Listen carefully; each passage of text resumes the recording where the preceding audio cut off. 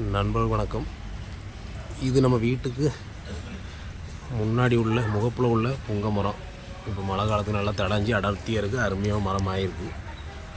என்ன ஒரு விஷயம்னா, இல்லை பாருங்க, உள்ளுக்குள்ளே ஒரு குருவி கூடு கட்டியிருக்கு பாருங்க. உள்ளே பார்த்தா முட்டையும் போட்டிருக்குது.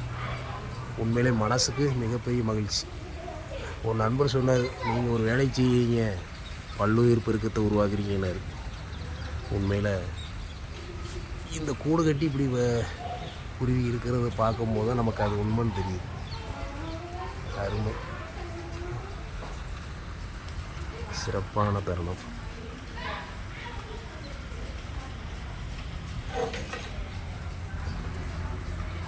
நல்ல தெளிவாக காட்டிடலாம்.